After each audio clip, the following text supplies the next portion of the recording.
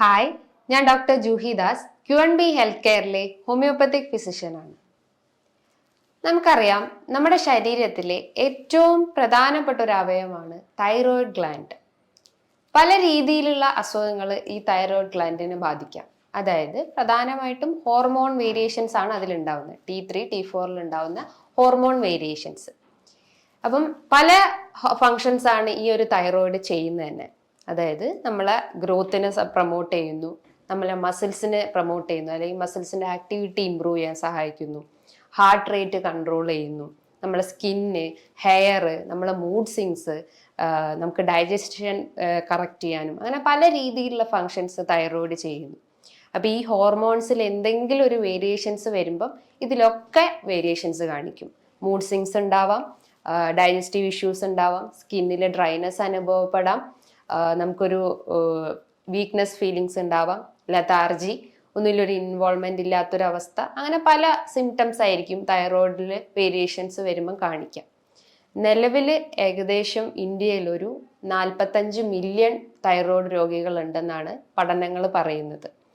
അതിൻ്റെ ഒരു main function അല്ലെങ്കിൽ അതിൻ്റെ ഒരു മെയിൻ റീസൺ എന്ന് പറയുമ്പം എന്താണ്, നമ്മളെ ലൈഫ് സ്റ്റൈൽ തന്നെ. ലൈഫ് സ്റ്റൈൽ എന്ന് പറയുമ്പോൾ നമ്മളെ ഫുഡിൽ ഉണ്ടാവുന്ന വേരിയേഷൻസും നമ്മളെ എക്സസൈസ് ഇല്ലാത്തൊരവസ്ഥയും അങ്ങനെ പല ഫാക്ടേഴ്സാണ്. ചിലപ്പോൾ എൻവയോൺമെന്റൽ പൊല്യൂഷൻസ് ആവാം, അങ്ങനെ പല ഫാക്ടേഴ്സ് ഈ തൈറോയിഡ് ഹോർമോൺസിൽ വേരിയേഷൻസ് ഉണ്ടാക്കുന്നു.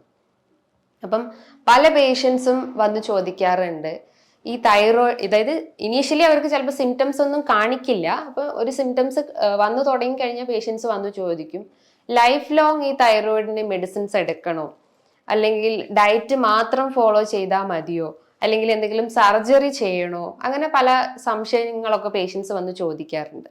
അപ്പം അങ്ങനെ എന്തെങ്കിലും സംശയങ്ങൾ, അത്തരം സംശയങ്ങൾക്കുള്ളൊരു ആൻസറാണ് ഞാൻ ഈ വീഡിയോയിലൂടെ പറയുന്നത്. നമുക്കറിയാം, ഈ തൈറോയിഡ് ഗ്ലാൻഡ് ഉൽപ്പാദിപ്പിക്കുന്ന ഹോർമോൺസ് ആണ് T3, T4. അതായത് ട്രൈ ഐഡോ തൈറോക്സിനും ടെട്രാഐഡോ തൈറോക്സിനും. അങ്ങനെ 2 ഹോർമോൺസ് ആണ് ഈ തൈറോയിഡ് ഗ്ലാൻഡ് ഉൽപ്പാദിപ്പിക്കുന്നത്. അപ്പൊ ഇതിൽ എന്തെങ്കിലും ഒരു വേരിയേഷൻസ് കാണിക്കുമ്പോഴാണ് നമുക്ക് ഈ സിംറ്റംസ് ആയിട്ട് കാണിക്കുന്നത്. ഈ തൈറോയിഡ് ഗ്ലാൻഡിൽ ഉണ്ടാവുന്ന ഒരു ഡിസോർഡേഴ്സിനെ നമുക്ക് 2 രീതിയിലായിട്ട് തരംതിരിക്കാം. പ്രധാനമായിട്ടും hypo thyroidism and hyper thyroidism. Hyper thyroidism എന്ന ആ ഒരു വാക്കും തന്നെ നമുക്ക് ഉദ്ദേശിക്കാം. എന്താണ് ഹൈപ്പർ? എന്തോ അവിടെ ഹൈ ആയിട്ടുണ്ടെന്ന് മനസ്സിലാക്കാം. നമുക്കറിയാം, ഈ എൻഡോക്രൈൻ ഡിസോർഡേഴ്സിൽ വരുന്ന മെയിൻ ഒരു ഡിസോർഡർ ആണ് ഈ തൈറോയിഡ് ഗ്ലാൻഡിൽ ഉണ്ടാവുന്ന ഡിസോർഡേഴ്സ്. എൻഡോക്രൈനോളജിയിൽ വരുന്ന ഒരു മെയിൻ പാർട്ടാണ് പിറ്റ്യൂട്ടറി ഗ്ലാൻഡ്. ഈ പിറ്റ്യൂട്ടറി ഗ്ലാൻഡിന്റെ സഹായത്തോടെയാണ് പല ഹോർമോൺസും നമ്മളെ ബോഡിയിൽ പ്രൊഡ്യൂസ് ചെയ്യുന്നത്.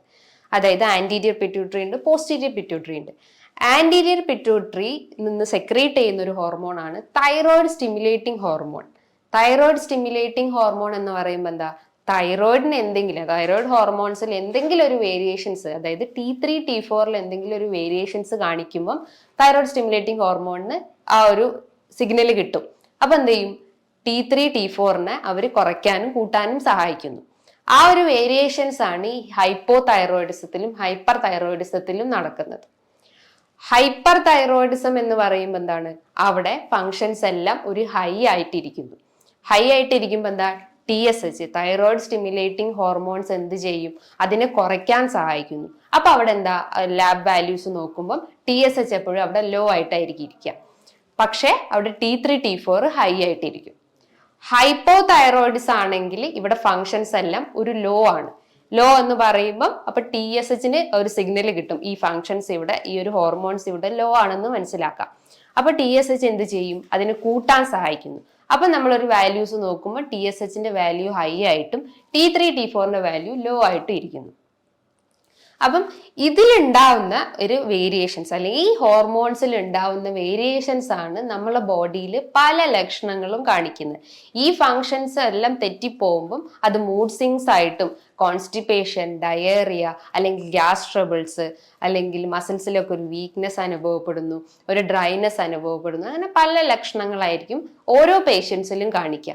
ഇനീഷ്യലി ചിലപ്പോൾ അവർക്ക് സിംറ്റംസ് ആയിട്ടൊന്നും കാണിക്കില്ല, ജസ്റ്റ് ഒരു വീക്ക്നെസ് മാത്രമായിരിക്കും. ചിലപ്പോൾ അവരൊരു ലാബ് ടെസ്റ്റ് ചെയ്ത, ലാബിൽ പോയിട്ട് നമ്മൾ ടെസ്റ്റ് ചെയ്യുമ്പോഴായിരിക്കും അതിൽ T3, T4, TSHലൊക്കെ വേരിയേഷൻസ് കാണിക്കുക. നമ്മൾ നോർമലി ഈ ഒരു ടെസ്റ്റ് എന്ന് പറയുമ്പം തൈറോയിഡ് ഫംഗ്ഷനിങ് ടെസ്റ്റ്. അതൊരു ബ്ലഡ് ടെസ്റ്റ് ആണ്. ഏകദേശം ഒരു 300-500 രൂപയോ അതിന്റെ വാല്യൂ റേറ്റ് വരുന്നുള്ളൂ. അപ്പൊ അതിൻ്റെ അകത്താണ് T3, T4, TSHന്റെ ഒക്കെ വാല്യൂസ് കാണിക്കുന്നത്. കുറച്ചുകൂടി അഡ്വാൻസ്ഡ് ആയിട്ട് അതിൽ നിന്നും നമുക്കൊരു ഫംഗ്ഷൻസ് ഒന്നും കറക്റ്റ് അല്ല എന്ന് നമുക്ക് എറർ കാണിക്കുകയാണെങ്കിൽ കുറച്ചുകൂടി അഡ്വാൻസ്ഡ് ആയിട്ടുള്ള ടെസ്റ്റ് ആണ് ആന്റിബോഡി ടെസ്റ്റുകളൊക്കെ പറയാം. ആന്റിബോഡി ടെസ്റ്റിൽ പറയുന്നതാണ് ആന്റി ടി പി ഒ എന്ന് പറയുമ്പോൾ ആന്റി തൈറോയിഡ് പെറോക്സിഡേസ് എന്ന് പറഞ്ഞിട്ടുള്ള ആ ഒരു ടെസ്റ്റ്. തൈറോയിഡിന്റെ ഒരു ആന്റിബോഡി ടെസ്റ്റ് ആണ്. മറ്റൊന്നാണ് anti antibody test. Anti T G എന്ന് പറയുമ്പോൾ ആന്റി തൈറോഗ്ലോബുലിൻ ആന്റിബോഡി ടെസ്റ്റ്. ഈ ആന്റിബോഡി ടെസ്റ്റ് ചെയ്യാനുള്ള ഒരു കാരണം എന്ന് പറയുന്നത് ഈ തൈറോയിഡിൽ ഉണ്ടാവുന്ന ഈ ഒരു ഡിസ്ഫങ്ഷനിങ് എന്ന് പറഞ്ഞാൽ അതൊരു ഓട്ടോ ഇമ്മ്യൂൺ ഡിസോർഡേഴ്സിൽ വരുന്നതാണ്. ഓട്ടോ ഇമ്മ്യൂൺ ഡിസോർഡർ എന്ന് പറയുമ്പോൾ നമ്മളെ കോശങ്ങളെ തന്നെ, തൈറോയിഡ് കോശങ്ങളെ തന്നെ നമ്മളെ ഇമ്മ്യൂൺ സെൽസ് അറ്റാക്ക് ചെയ്യുന്നു. അപ്പൊ അതിന് ആ ഫോറിൻ ബോഡിയാണോ നമ്മളെ കോശങ്ങളാണോ എന്ന് തിരിച്ചറിയാൻ പറ്റാത്ത ഒരു അവസ്ഥ വരുന്നു. അതാണ് ഈ ഓട്ടോ ഇമ്മ്യൂൺ ഡിസോർഡർ എന്ന് പറയുന്നത്. അപ്പൊ ഈ തൈറോയിഡ് ഗ്ലാൻഡിൽ ഉണ്ടാകുന്ന വേരിയേഷൻസ് ഒരു ഓട്ടോ ഇമ്മ്യൂൺ ഡിസോർഡർ ആണ്. ഈ മറ്റ് ഓട്ടോ ഇമ്മ്യൂൺ ഡിസോർഡേഴ്സും ഉണ്ട്. അതായത് SLE, റുമാറ്റോയ്ഡ് ആർത്രൈറ്റിസ്, സോറിയാസിസ് പോലത്തെ പല ഓട്ടോ ഇമ്മ്യൂൺ ഡിസോർഡേഴ്സും ഉണ്ട്. അതൊക്കെ നമ്മളെ ബോഡിയിൽ അല്ലെങ്കിൽ അതും നമ്മളെ ഈ ഒരു തൈറോയിഡിനെ ട്രിഗർ ചെയ്യുന്ന ഒരു ഫാക്ടറാണ്. വെച്ചാൽ തൈറോയിഡ് വരാനുള്ള ഒരു ചാൻസസ്, ഈ ഒരു അസുഖം ഉണ്ടെങ്കിലും അത് വരാനുള്ള ഒരു ചാൻസസ് വളരെ കൂടുതലാണ്. അപ്പം ഈ ഹോർമോൺസിൽ അല്ലെങ്കിൽ ഇത്തരം ഓട്ടോ ഇമ്മ്യൂൺ ഡിസോർഡേഴ്സ് ആണ് നമ്മളെ ബോഡിയിൽ പല രീതിയിലുള്ള ലക്ഷണങ്ങൾ കാണിക്കുന്നത്. അപ്പൊ നമുക്ക് ഓരോ ലക്ഷണങ്ങൾ അല്ലെങ്കിൽ എന്തൊക്കെയാണ് ഇതിന്റെ ലക്ഷണങ്ങൾ എന്തൊക്കെയാണെന്ന് നോക്കാം. ഹൈപ്പോ തൈറോയിഡിസം എന്ന് പറയുമ്പോൾ എന്താണ്? ഇവിടെ hypo functioning of thyroid gland ആണ്. ഹൈപ്പോ ഫങ്ഷനിങ് എന്ന് പറയുമ്പോൾ അവിടെ ഹോർമോൺസ് എല്ലാം ഒരു ലോ ആണ്. പകരം ഞാൻ നേരത്തെ പറഞ്ഞു TSH, അതായത് തൈറോയിഡ് സ്റ്റിമുലേറ്റിംഗ് ഹോർമോൺസ് അവിടെ ഹൈ ആയിട്ടിരിക്കുന്നു. ബിക്കോസ് ആ ഹോർമോൺസ് ലോ ആകുമ്പോൾ അതിനെ സ്റ്റിമുലേറ്റ് ചെയ്യാനാണ് അവർ ശ്രമിക്കുന്നത്. T3, T4 അവിടെ ലോ ആയിട്ടും TSH അവിടെ ഹൈ ആയിട്ടിരിക്കുന്നു. അപ്പൊ നമുക്ക് ഓരോ സിംറ്റംസ് എന്തൊക്കെയാണെന്ന് നോക്കാം. സിംറ്റംസ് എന്ന് പറയുമ്പോൾ മെയിൻ ആയിട്ട് നമ്മളെ മൈൻഡ് എടുക്കുകയാണെങ്കിൽ ഒരു മൂഡ് സ്വിങ്സ് ഉണ്ടാവും. മൂഡ് സ്വിങ്സ് എന്ന് പറയുമ്പം നമുക്ക് ഒരു ഇൻവോൾവ്മെന്റ് ചെയ്യാൻ പറ്റും, ഒരു ആക്ടിവിറ്റി നമുക്ക് ചെയ്യാൻ പറ്റുന്നില്ല, എല്ലാത്തിനും ഒരു വീക്ക്നെസ് അല്ലെങ്കിൽ ഒരു ലെത്താർജി ഫീലിംഗ്, ഒരു മടിയുള്ള ഒരു അവസ്ഥ വരുന്നു. അതാണ് മൈൻഡിനെ ഡിസ്റ്റർബ് ചെയ്യുന്നത്. ചിലപ്പോൾ നമ്മൾ എന്തെങ്കിലും ഒരു ആക്ടിവിറ്റിയിൽ നമ്മൾ ചെയ്യാൻ ഒരു ഇത് തുടങ്ങുവാണെങ്കിൽ ചിലപ്പോൾ അവർക്ക് പെട്ടെന്ന് ഒരു മടി വരും, അല്ലെങ്കിൽ ഒരു ലേസിനെസ് ഫീൽ ചെയ്യും. അതൊക്കെയാണ് മൈൻഡിൽ ഉണ്ടാവുന്ന ഡിസ്റ്റർബൻസ്. പിന്നെ നമ്മൾ GIT, അതായത് ഗ്യാസ്ട്രോ ഇൻറ്റെസ്റ്റൈനൽ ട്രാക്ട് നോക്കുകയാണെങ്കിൽ അവിടെ കാണിക്കുന്നതാണ് കോൺസ്റ്റിപ്പേഷൻ, മലബന്ധം പോലത്തെ ബുദ്ധിമുട്ടുണ്ടാവും. ചിലപ്പോൾ ഡെയിലി പോകുന്നവർക്ക് 2-3 ദിവസം എടുത്തിട്ടായിരിക്കും അവർക്ക് പോവുക. ചിലപ്പോൾ അവർക്ക് സ്ട്രെയിൻ ചെയ്യേണ്ട അവസ്ഥ വരുന്നു. സ്ട്രെയിൻ ചെയ്യുമ്പോൾ എന്താ പല രീതിയിലുള്ള കോംപ്ലിക്കേഷൻസ് ഉണ്ടാകും. അതായത് ആനൽ ഫിഷർ, ഹെമറോയിഡ്സ് അല്ലെങ്കിൽ പൈൽസ് പോലത്തെ അസുഖങ്ങൾ ഡെവലപ്പ് ചെയ്യാനുള്ള ഒരു ചാൻസസ് ഉണ്ട്. മറ്റൊന്നാണ് ഇതിന്റെ ഒരു ഫംഗ്ഷൻ എന്ന് പറഞ്ഞാൽ മസിൽസിനെ കോർഡിനേറ്റ് ചെയ്യുന്നത് അല്ലെങ്കിൽ മസിൽസിന്റെ ഫംഗ്ഷനെ സഹായിക്കുന്നതാണ് തൈറോയിഡ് ഗ്ലാൻഡ് എന്ന് ഞാൻ നേരത്തെ പറഞ്ഞു. അപ്പം മസിൽസിൽ എന്താ ഒരു വീക്ക്നെസ് അനുഭവപ്പെടുന്നു. ഒരു സ്റ്റെപ്പ് നടക്കുമ്പോൾ അവർക്ക് ഒരു കാലിനൊരു കടച്ചിൽ പോലെ ഫീൽ ചെയ്യുന്നു. എസ്പെഷ്യലി കാഫ് മസിൽസിൽ, ഉപ്പൂറ്റീന റീജിയനിലൊക്കെ ഭയങ്കര ഒരു വേദന അനുഭവപ്പെടുന്നു. ചിലപ്പം ഒരു റീസണും ഉണ്ടാവില്ല. അപ്പം മേ ബി അവർ തൈറോയിഡിന്റെ ആ ഒരു ഇൻഫങ്ഷനിങ് കാരണമായിരിക്കും അത് വന്നിട്ടുണ്ടാവുക. ടെസ്റ്റ് ചെയ്താലേ അവർക്ക് മനസ്സിലാക്കാൻ സാധിക്കുള്ളൂ. മേ ബി അത് വൈറ്റമിൻ D ഡെഫിഷ്യൻസീസും ഉണ്ടാവുക. അപ്പം ഈ ഒരു മസിൽസ് വീക്ക്നെസ് പേഷ്യൻസിൽ അനുഭവപ്പെടുന്നു. മറ്റൊന്നാണ് സ്കിന്ന് നോക്കുമ്പോൾ ഭയങ്കര ഡ്രൈനെസ് അനുഭവപ്പെടുന്നു. ഒരു വറ്റി വരണ്ട പോലത്തെ ഒരു ചർമ്മം നമുക്ക് കാണാൻ സാധിക്കും. പിന്നെ ഒന്നാണ് നമുക്ക് ഹെയർ നോക്കണ അമിതമായിട്ട് മുടി കൊഴിയുക. ചിലപ്പോൾ അത് റൂട്ടിൽ നിന്ന് തന്നെ അത് കംപ്ലീറ്റ് ആയിട്ട് ഇങ്ങനെ അടർന്നു പോകാനുള്ള ഒരു ചാൻസസ് ഉണ്ട്. പിന്നെ ഒന്നാണ് ഡ്രൈനെസ് കാരണം നമ്മളെ സ്കാൽപ്പ് ഭയങ്കര ഡ്രൈ ആവും. അപ്പോൾ ഡാൻഡ്രഫ് ലീഡ് ചെയ്യാനുള്ള ഒരു ചാൻസസ് ഉണ്ട്. ഡാൻഡ്രഫ് ഉണ്ടാകുമ്പോൾ ആ ഒരു വൈറ്റ് സ്കെയിൽസ് പോലെ അല്ലെങ്കിൽ വൈറ്റ് പൊടി പോലെ നമ്മളെ തലേൻ്റെ അകത്തൊക്കെ ഇങ്ങനെ കാണാൻ ചാൻസസ് ഉണ്ട്. അങ്ങനെ പല രീതിയിലുള്ള ലക്ഷണങ്ങൾ നമ്മൾ ഈ ഹൈപ്പോ തൈറോയിഡിസം സിംറ്റംസ് ആയിട്ട് നമുക്ക് പറയാം. മറ്റൊരു പ്രധാനപ്പെട്ട ഒരു ലക്ഷണമാണ് നമുക്ക് ഹൈപ്പോ തൈറോയിഡിസം പേഷ്യൻസിൽ കാണുന്നതാണ് വെയിറ്റ് ഗെയിൻ. വെയിറ്റ്, അതായത് നമുക്ക് അമിതമായിട്ട് ഭാരം കൂടുക. ഇവിടെ എന്താ സംഭവിക്കുന്നതെന്ന് പറഞ്ഞു കഴിഞ്ഞാൽ നമ്മളെ തൈറോയിഡിന്റെ ഒരു മെയിൻ ഫംഗ്ഷൻ ഞാൻ നേരത്തെ പറഞ്ഞു ഗ്രോത്ത് ആൻഡ് മെറ്റബോളിസം ആണെന്ന് പറഞ്ഞു. അതായത് നമ്മളെ ബേസൽ മെറ്റബോളിക് റേറ്റിനെ കൺട്രോൾ ചെയ്യുന്നത് ഈ തൈറോയിഡ് ഫംഗ്ഷനിങ് ആണ്. നമ്മളെ ബോഡിയിൽ നമ്മൾ കഴിക്കുന്ന ഫുഡിനെ എത്രത്തോളം അത് എനർജി ആയിട്ട് യൂട്ടിലൈസ് ചെയ്യാൻ സാധിക്കുന്നോ അതാണ് ഈ ബേസൽ മെറ്റബോളിക് റേറ്റ് എന്ന് പറയുന്നത്. ഹൈപ്പോ തൈറോയിഡിസം പേഷ്യന്റിൽ ലോ BMR ആണ് ഉണ്ടാവുക. അതായത് അവിടെ ഫംഗ്ഷനിങ് ഒന്നും കറക്റ്റ് അല്ല, ആക്ടിവിറ്റീസ് ഒന്നും നമ്മുടെ ബോഡിയിൽ നടക്കുന്നില്ല. അപ്പൊ നമ്മൾ കഴിക്കുന്ന ഫുഡ്, അതായത് നമ്മൾ കഴിക്കുന്ന അന്നജോ അല്ലെങ്കിൽ കൊഴുപ്പടങ്ങിയിട്ടുള്ള ഭക്ഷണങ്ങളെല്ലാം അവിടെ മെറ്റബോളൈസ് ചെയ്യുന്നില്ല, അത് എനർജി ആയിട്ട് കൺവേർഷൻ അവിടെ നടക്കുന്നില്ല. പകരം അതെന്ത് ചെയ്യും, ഓരോ ഏരിയാസിലും നമ്മളെ കയ്യിൻ്റെ ഇടയിലും അല്ലെങ്കിൽ തൊടയിലും നമ്മളെ ബട്ടക്സ് റീജിയണിലും അങ്ങനെ പല ഏരിയാസിലും അത് ഫാറ്റ് ആയിട്ട് സ്റ്റോർ ചെയ്ത് വെക്കുന്നു. അങ്ങനെ ആ പേഷ്യൻസിന്റെ വെയിറ്റ് നോക്കുമ്പോൾ ഹൈ ആയിട്ടിരിക്കും. അവിടെ ബോഡി മാസ് ഇൻഡെക്സ് ഒരു 35 എബോവ് ആയിട്ട് അല്ലെങ്കിൽ 35 എബോവ് അല്ലെങ്കിൽ 25 എബോവ് ആയിട്ട് നിൽക്കുന്നു. അപ്പൊ ഇവിടെ എന്താ, വെയിറ്റ് കൂടാനുള്ള ഒരു ചാൻസസ് ഉണ്ട്. പക്ഷെ ഹൈപ്പർ തൈറോയിഡിസം പേഷ്യൻസിൽ അവിടെ വെയിറ്റ് കുറയാനാണ് ചാൻസ് ഉള്ളത്. അപ്പം പിന്നെ അതോടൊപ്പം തന്നെ സ്ത്രീകളിൽ നോക്കുമ്പം പീരീഡ്സ് ഇറഗുലാരിറ്റി ഉണ്ടാവും. ചിലർക്ക് ബ്ലീഡിങ്ങേ ഉണ്ടാവില്ല, മേ ബി ഒരു 1 or 2 3 ഡേയ്സ് ഫ്ലോ ഉണ്ടായിരുന്ന ഒരു നോർമൽ സൈക്കിള് ചിലപ്പോൾ അത് ഒരു 1 ഡേ ഒരു ബ്ലീഡിങ് ഉണ്ടാവാം, ചിലപ്പം ബ്ലീഡിങ് ഇല്ലാത്തൊരവസ്ഥ വരാം. ചിലപ്പോൾ അവർക്ക് കറക്റ്റ് ആയിട്ടുള്ള ഒരു സൈക്കിൾ കറക്റ്റ് ആവില്ല. 28 ഡേയ്സിന് പകരം ചിലപ്പോൾ ഒരു 35 ഡേയ്സോ അല്ലെങ്കിൽ ഒരു 40 ഡേയ്സ് ഒക്കെ ആയിരിക്കാം. 1 മന്ത് ഡിലേ ഉണ്ടാവും അല്ലെങ്കിൽ 2 മന്ത് ഒക്കെ ഡിലേ ഉണ്ടാവാൻ ഒരു ചാൻസസ് ഉണ്ട്. ഇതോടൊപ്പം തന്നെ സ്ത്രീകളിൽ കാണുന്നതാണ് ഇൻഫെർട്ടിലിറ്റി, അതായത് കുട്ടികളില്ലാത്തൊരവസ്ഥ വരുന്നു. അവർ മേ ബി ഇന്റർകോഴ്സിന് അത് ചെയ്ത് കഴിഞ്ഞാലും ചിലപ്പം ആ ഒരു ഫെയിലർ ആവാനുള്ള ഒരു ചാൻസസ് ഉണ്ട്. അങ്ങനെ ഇൻഫെർട്ടിലിറ്റിയിലേക്കൊക്കെ അത് ലീഡ് ചെയ്യാനുള്ള ഒരു ചാൻസസ് ഉണ്ട്. മറ്റൊരു പ്രധാനപ്പെട്ട ഒരു ഫംഗ്ഷനാണ് വിറ്റിലിഗോ എന്ന് പറയുന്നത്. വിറ്റിലിഗോ എന്ന് പറയുമ്പം സ്കിന്നിലൊക്കെ ഒരു വൈറ്റ് പാച്ചസ് പോലെ, ഇതൊരു ഓട്ടോ ഇമ്മ്യൂൺ ഡിസോർഡേഴ്സ് ആണ്. ഈ തൈറോയിഡ് പേഷ്യൻസിലും ഈ വിറ്റിലിഗോ കാണാനുള്ള ചാൻസസ് വളരെ കൂടുതലാണ്. അപ്പം ഇത്തരം ലക്ഷണങ്ങളാണ് ഈ ഹൈപ്പോ തൈറോയിഡിസം പേഷ്യൻസിൽ പ്രധാനമായിട്ടും കാണുന്നത്. ഇനി ഹൈപ്പർ തൈറോയിഡിസം എന്ന് പറയുമ്പോൾ തൈറോടോക്സിക്കോസിസ് എന്ന് പറയാം. ഹൈപ്പർ തൈറോയിഡിസം എന്ന് പറയുമ്പം ഇവിടെ ഫങ്ഷൻസ് എല്ലാം ഹൈ ആയിട്ടിരിക്കുന്നു. അവിടെ hyper activity of thyroid gland ആണ്. അപ്പൊ ഇവിടെ എന്താണ്, TSH തൈറോയിഡ് സ്റ്റിമുലേറ്റിംഗ് ഹോർമോൺസ് ഇവിടെ ലോ ആയിട്ടിരിക്കുന്നു. ബിക്കോസ് അവിടെ ഫങ്ഷൻസ് എല്ലാം ഹൈ ആയതുകൊണ്ട് അതിനെ റെഡ്യൂസ് ചെയ്യാൻ വേണ്ടിയിട്ട് തൈറോയിഡ് സ്റ്റിമുലേറ്റിംഗ് ഹോർമോൺസ് അവിടെ വർക്ക് ചെയ്യും. പകരം ഇവിടെ T3 T4 എല്ലാം ഒരു ഹൈ ആയിട്ടിരിക്കുകയും ചെയ്യുന്നു. അപ്പൊ എന്തൊക്കെയാണ് ഇതിന്റെ ഫങ്ഷൻസ് എന്ന് നോക്കാം. എന്തൊക്കെയാണ് ഇതിന്റെ സിംറ്റംസ് എന്താണെന്ന് നോക്കാം. പ്രധാനമായിട്ടും നമ്മളെ മൈൻഡ് നോക്കുകയാണെങ്കിൽ ഭയങ്കര നെർവസ് ഫീൽ ചെയ്യും. ഒരു വർക്ക് എടുക്കും അല്ലെങ്കിൽ നമ്മളൊരു ആക്ടിവിറ്റി ചെയ്യുമ്പോൾ പെട്ടെന്ന് ടെൻഷൻ വരിക, ഓവറായിട്ട് ടെൻഷൻ അല്ലെങ്കിൽ ഓവറായിട്ട് സ്ട്രെസ് കയറുക, കിതപ്പ്, നമ്മളെ ചെസ്റ്റിനൊക്കെ ഒരു കിതപ്പ് അനുഭവപ്പെടുക, ഒരു പാൽപിറ്റേഷൻ ഫീൽ ചെയ്യുക, ഭയങ്കര ഒരു ആങ്സൈറ്റി, നെർവസ്നെസ് ഫീൽ ചെയ്യാം. അതോടൊപ്പം തന്നെ GIT റിലേറ്റ് ചെയ്തിട്ടുള്ള അസുഖങ്ങൾ ഉണ്ടാകും. GIT എന്ന് പറയുമ്പോൾ ഗ്യാസ്ട്രോ ഇൻറ്റെസ്റ്റിനൽ ട്രാക്റ്റിൽ ഉണ്ടാകുന്ന ഡയേറിയ, അതായത് നമ്മൾ ഫുഡ് കഴിച്ചു കഴിഞ്ഞാൽ പെട്ടെന്ന് ടോയ്ലറ്റിൽ പോകാനുള്ളൊരു ചാൻസസ് വരുന്നു.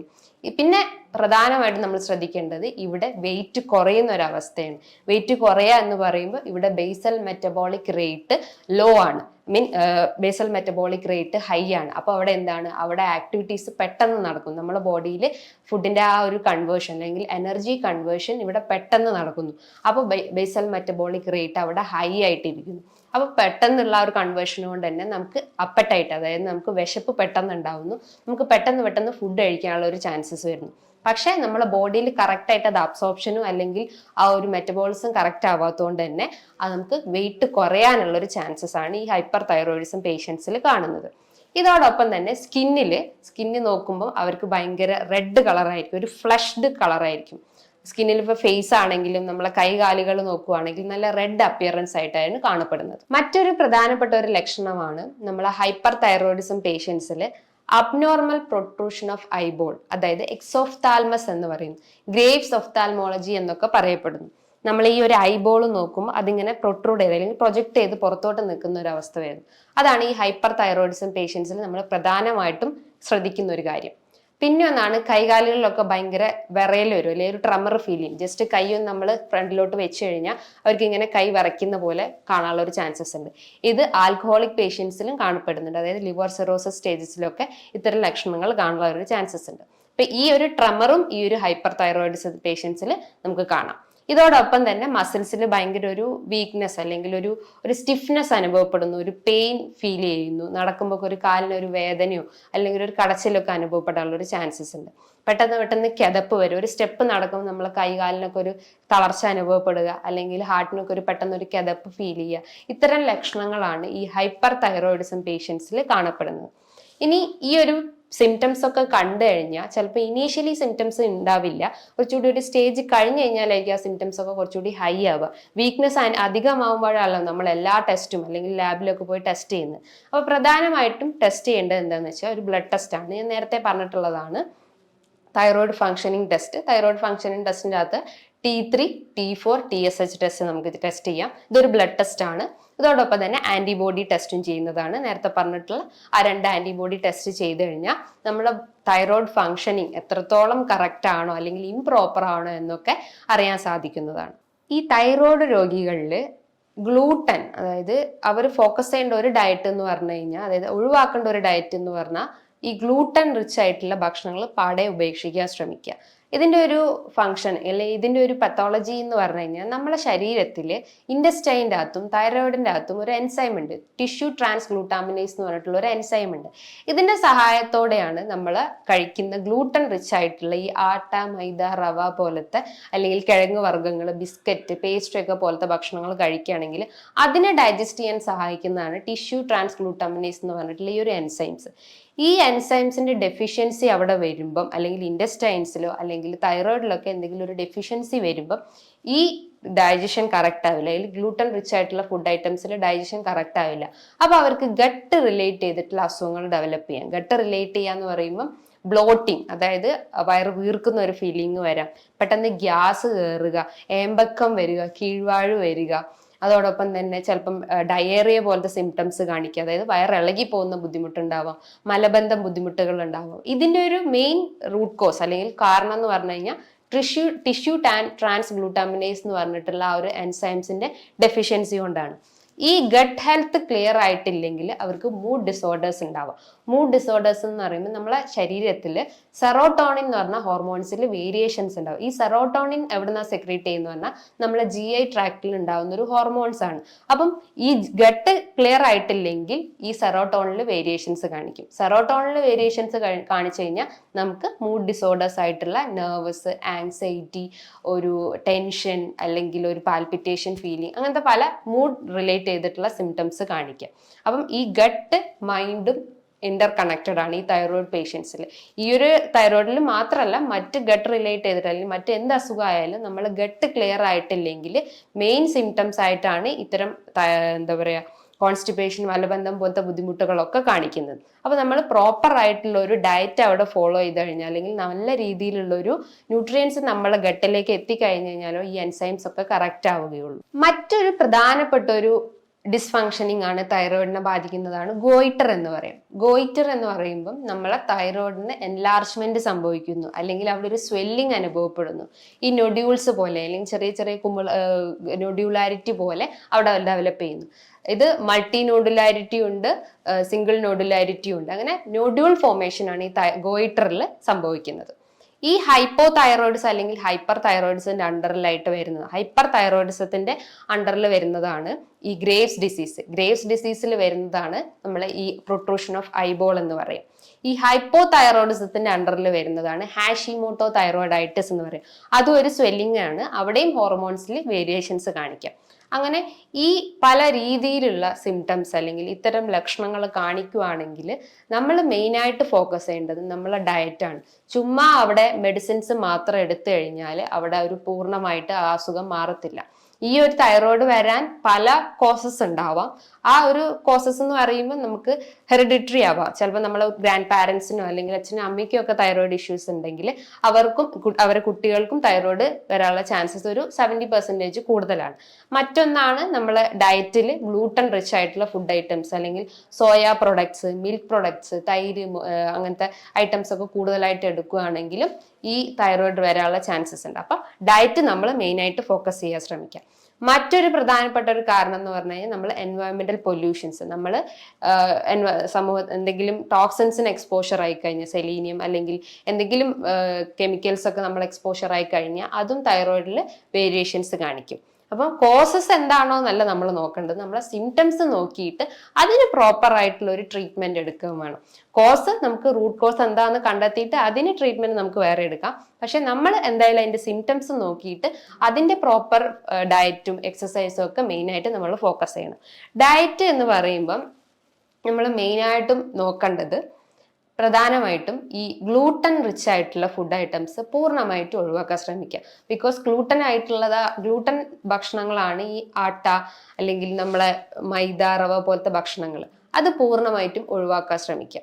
അതോടൊപ്പം തന്നെ soya products, soya oils, soya beans ഒക്കെ ഉണ്ടെങ്കിൽ അത് നമ്മളെ ഡയറ്റിൽ ഒഴിവാക്കാൻ ശ്രമിക്കാം. മിൽക്ക് പ്രൊഡക്ട്സ്, അതായത് ലാക്ടോസ് ഇൻടോളറൻസ് വരാനുള്ള ഒരു ചാൻസസ് ഉണ്ട്. അപ്പോൾ ലാക്ടോസും ഗ്ലൂട്ടനും റിച്ച് ആയിട്ടുള്ള ഭക്ഷണങ്ങൾ പൂർണ്ണമായിട്ട് ഒഴിവാക്കാൻ ശ്രമിക്കുക. ഇതിന് പകരം നമുക്കുള്ള ഡയറ്റിൽ നമ്മൾ നല്ല രീതിയിലുള്ള വൈറ്റമിൻസ് റിച്ച് ആയിട്ടുള്ള vitamin B12, vitamin D rich ആയിട്ടുള്ള ഭക്ഷണങ്ങളൊക്കെ എടുക്കുന്നത് നല്ലതാണ്. ഈ വൈറ്റമിൻ D ആണ് ഒരു സൺഷൈൻ വൈറ്റമിൻ D. അത് അതിൽ വേരിയേഷൻസ് കാണിക്കുമ്പോൾ തൈറോയിഡ് പേഷ്യൻസിലും ആ സിംറ്റംസ് കാണിക്കാനുള്ള ഒരു ചാൻസസ് ഉണ്ട്. അപ്പോൾ വൈറ്റമിൻ D നന്നായിട്ട്, അതായത് വെയിൽ കൊള്ളാൻ ശ്രമിക്കാം. അതോടൊപ്പം തന്നെ സെലീനിയം, അയേൺ, സിങ്ക് ഇതൊക്കെ ഈ ഒരു തൈറോയിഡ് ഫംഗ്ഷനെ പ്രൊമോട്ട് ചെയ്യുന്നതാണ്. സെലീനിയം, സിങ്കും അയേണും ഒക്കെ, അതായത് പലർക്കുള്ള സംശയമാണ് അയോഡിൻ ഡെഫിഷ്യൻസി മാത്രമാണോ ഈ തൈറോയിഡിൽ വേരിയേഷൻസ് കാണിക്കുന്നത്. പണ്ടത്തെ ഒരു പഠന റിപ്പോർട്ടിൽ പറയുന്നത് അയഡിൻ ഡെഫിഷ്യൻസി ആണ് എന്ന് പറയുന്നുണ്ട്. പക്ഷെ അത് അവർക്ക് അവിടെ ഒരു പാർഷ്യലി പ്രൂവ്ഡ് ആണ്. പക്ഷെ ഇന്നത്തെ സ്റ്റഡീസിൽ പറയുന്നത് അയഡിൻ മാത്രമല്ല, നേരത്തെ പറഞ്ഞിട്ടുള്ള കോസസ് എല്ലാം തൈറോയിഡിലേക്ക് ലീഡ് ചെയ്യാനുള്ള ഒരു ചാൻസസ് ഉണ്ട്. അപ്പം സാൾട്ടിന്റെ ഇൻടേക്ക് കൂട്ടുക, അതായത് അയഡൈസ്ഡ് സാൾട്ട് എടുക്കാൻ ശ്രമിക്കുക. സെലീനിയം റിച്ച് ആയിട്ടുള്ള നല്ല നല്ല നട്ട്സ് ഐറ്റംസ്, ബദാം, ആൽമണ്ട്, ബ്രസീൽ നട്ട്സ്, അങ്ങനെ നട്ട്സ് ഐറ്റംസ് എടുക്കാൻ ശ്രമിക്കുക. ഇതിൻ്റെ അകത്ത് ഒരുപാട് ആന്റി ഓക്സിഡന്റ് പ്രോപ്പർട്ടി അല്ലെങ്കിൽ ആന്റി ഇൻഫ്ലമേറ്ററി പ്രോപ്പർട്ടി ഉണ്ട്, അതെടുക്കാൻ ശ്രമിക്കുക. അതോടൊപ്പം തന്നെ വൈറ്റമിൻ B12 റിച്ച് ആയിട്ടുള്ള ചെറിയ ചെറിയ ലീഫി വെജിറ്റബിൾസ്, ഫിഷ് ഐറ്റംസ് ആയിട്ടുള്ള അയല അല്ലെങ്കിൽ മത്തി, കണവ, അങ്ങനത്തെ ചെറിയ മത്സ്യങ്ങൾ എടുക്കാൻ ശ്രമിക്കുക. ഇതിൻ്റെ അകത്തും omega-3 ഫാറ്റി ആസിഡ്സ് ഒരുപാട് അടങ്ങിയിട്ടുണ്ട്. ഇതും നമ്മളെ ബോഡിയിൽ എന്തെങ്കിലും ഒരു സ്വെല്ലിങ്ങോ നീർക്കെട്ടോ ഉണ്ടെങ്കിൽ അത് കുറയ്ക്കാൻ സഹായിക്കുന്നതാണ്. അപ്പം നമ്മൾ ഡയറ്റിൽ ഇത്തരം കാര്യങ്ങൾ ഫോക്കസ് ചെയ്ത് കഴിഞ്ഞാൽ നമുക്ക് ഈ ഒരു അസുഖത്തെ നമുക്ക് ആ ഒരു കംപ്ലീറ്റ് ആയിട്ട് നമുക്ക് മാറ്റിയെടുക്കാൻ സഹായിക്കാം. ഇതോടൊപ്പം തന്നെ നമ്മളെ നല്ല രീതിയിൽ ഒരു വർക്കൗട്ട് ചെയ്യാം. വണ്ണുള്ള ആളുകളാണെങ്കിൽ വെയിറ്റ് കുറയ്ക്കാൻ ശ്രമിക്കുക. ഒരു 8 to 10 kg മന്ത്ലി ആ ഒരു വർക്കൗട്ടൊക്കെ ചെയ്തിട്ട് അത് റെഡ്യൂസ് ചെയ്യാൻ ശ്രമിക്കുക. വർക്കൗട്ട് എന്ന് പറയുമ്പോൾ കാർഡിയക് എക്സസൈസ് ആവും. നല്ല രീതിയിൽ ഒരു 15 മിനിറ്റ് നടക്കം, അല്ലെങ്കിൽ ഓട്ടം, അല്ലെങ്കിൽ സ്കിപ്പിംഗ്, ജമ്പിങ്, അങ്ങനെ പല രീതിയിലുള്ള എക്സസൈസ് ഡെയിലി ഫോളോ ചെയ്യുന്നതും നല്ലതാണ്. ബിക്കോസ് അത്രയും കലോറി അവിടെ ബേൺ ഔട്ട് ആവുകയാണ്. അപ്പം എക്സസൈസ് ഫോളോ ചെയ്യാൻ ശ്രമിക്കുക. പ്ലസ് ഒരു ഡയറ്റ്, നല്ല രീതിയിൽ ഒരു ഡയറ്റ് ഫോളോ ചെയ്യാൻ ശ്രമിക്കുക. ഒരു തേർഡ് പേഴ്സൺ മാത്രം നിങ്ങൾ മെഡിസിൻസിനെ കണ്ടാൽ മതി. മെഡിസിൻസിനെ മാത്രം ഡിപ്പെൻഡ് ചെയ്തിരുന്നു കഴിഞ്ഞാൽ നമ്മളെ ഡയറ്റ് ഫോക്കസ് ചെയ്തിട്ടില്ലെങ്കിൽ ഈ സിംറ്റംസ് ഹൈ ആവാനുള്ള ഒരു ചാൻസസ് ഉണ്ട്. സോ നമ്മൾ ലൈഫ് ലോങ് മെഡിസിൻസിനെ എടുക്കുന്നതിന് പകരം നമ്മളെ ഡയറ്റിൽ നന്നായിട്ട് ന്യൂട്രിയൻസും വൈറ്റമിൻസും റിച്ച് ആയിട്ടുള്ള ഫുഡ് ഐറ്റംസ് എടുക്കാൻ ശ്രമിക്കുക. ഇനി ഇതുമായി ബന്ധപ്പെട്ട് നിങ്ങൾക്ക് എന്തെങ്കിലും സംശയങ്ങൾ ഉണ്ടെങ്കിൽ താഴെ കാണുന്ന നമ്പറിൽ നിങ്ങൾക്ക് കോൺടാക്ട് ചെയ്യാവുന്നതാണ്. ഇനിയും നല്ലൊരു ഹെൽത്ത് ടോപ്പിക്കുമായി വീണ്ടും കാണാം. Thank you.